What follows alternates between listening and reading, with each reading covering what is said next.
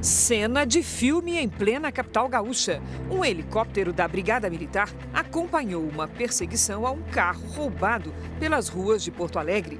Em alta velocidade, o criminoso tentava despistar a polícia, mas não imaginava que estava sendo seguido pela aeronave.